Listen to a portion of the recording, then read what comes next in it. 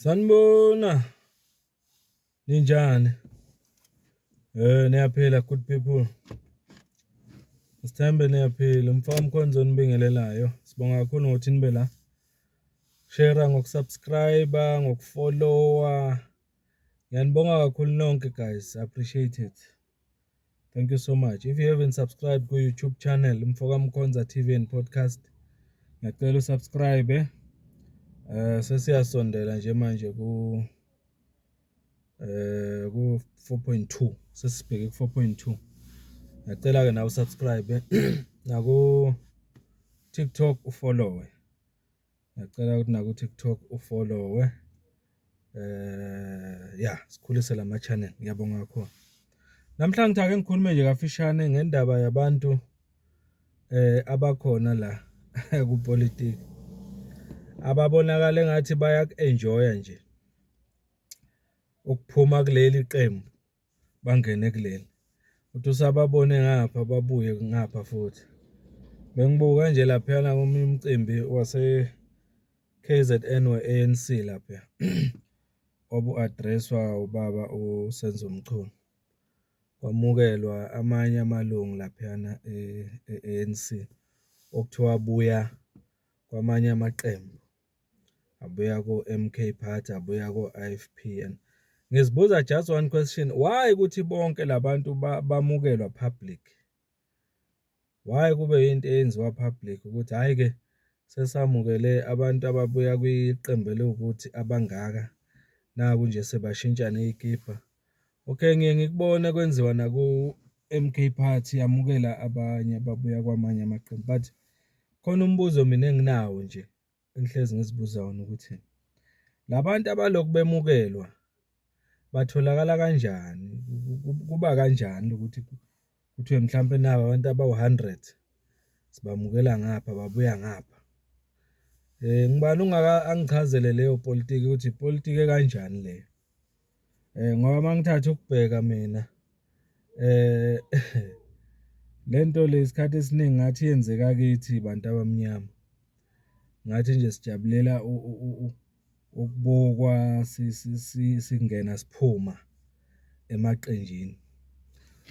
Sekuze kwavela nabanye nje abaze banikwa namagama engeke ngiwasho kodwa la ngoba kuzoze kuthiwe ngithi kubani. Uyabona?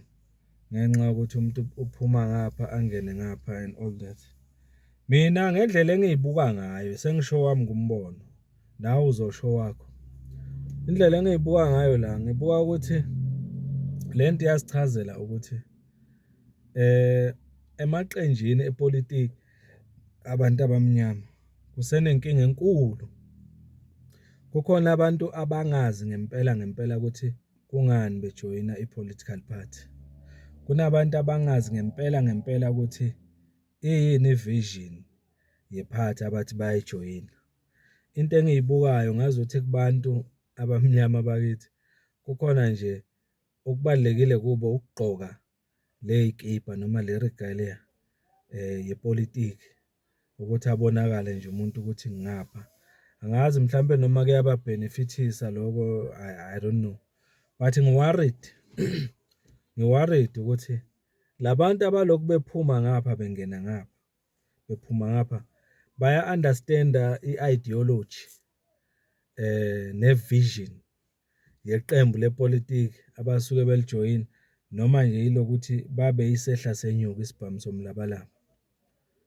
It's a big worry for me because mina ngikholelwa ukuthi uma umuntu eyazi into ayirepresentayo, uma umuntu eyazi identity yakhe, angeke abe lokho ebonakala ephuma ngapha ngena ngapha ephuma ngapha ngena ngapha. I don't understand it bafethu. Angazi kodwa ukuthi nina ningayihlaziya kanjani. Njengoba ngisho nje ngithi ngiselo ngiyayibuka lento iyenzeka isikhathi esiningi. Noma mhlawumbe umdlalo wepolitiki wethu njengabantu abamnyama. Even noma ngumdlalo ke wethu njengabantu abamnyama kupolitiki. Umbuzo wami uthi usisiza ngani? Naku ke sebamukelwe. Sebaqoqisiwe ke lezikipa ezintsha, sezilahliwe ke lezi zeqembu elidala. Kusho ukuthini ke lo?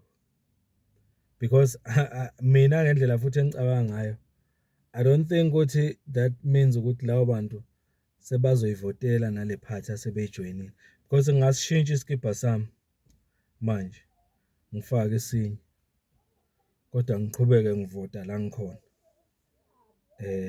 la ngazi khona mina ukuthi ngikhona, ngivote futhi ngigqoke isikibha senye iphathi engingayivoteli kodwa ngivotela le engingakagqoki isikibha sayo. Ithini ipolitiki kanjalo bafethu? Nitheni ngayo? Ngiya-understand nje namanje kule y'nxushunxushu nje ezikhona kwi-MK Party ezikhona kule y'nsuku, khona bathi ngiyabona khona asebathi bona hayi siyayishiya i-MK. I-question engiyibuza uma beyishiya i-MK baya kuphi?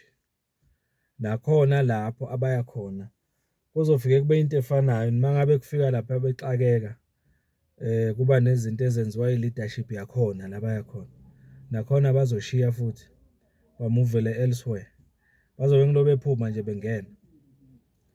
Hhayi bafethu, angiyazi le politiki ukuthi isho ukuthini le yokuphuma ungena mina. Ake seyichazeni ngempela ukuthi niyibuka kanjani nina ipolitiki kaphuma ngena, phuma ngena. Ujabulele kwamukelwa public ukuthi wena sowushiya iqembu elithile wangena kwelithile.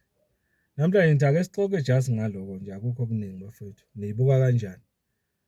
Nawa amalungu lapha e-KZN namhlanje kuthiwa amanye ayishiyile i-MK, amanye ayishiyile i-IFP, amanye abuyele ku-ANC, ayevele ku-ANC before. Nithini ngaloko? Umfoka Mkhonza lo. Ake silidingide lo daba. Share and subscribe, comment. Let's go. Ngiyabonga kakhulu.